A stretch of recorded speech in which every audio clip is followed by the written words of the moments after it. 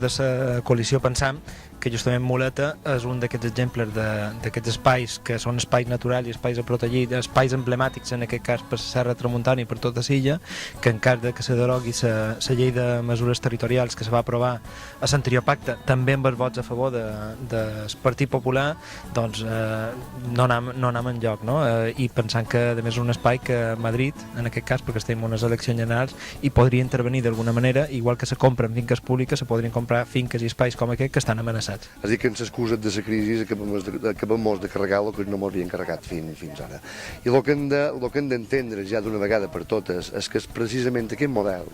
és que ens ha duit a la situació que tenim, en aquests 4 milions i pico d'aturats en aquest país.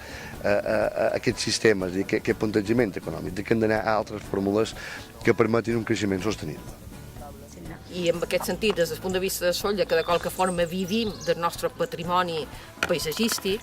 l'hem de defensar de totes les maneres possibles. I ara que tenim aquest punt, que era una reivindicació històrica, aclarit,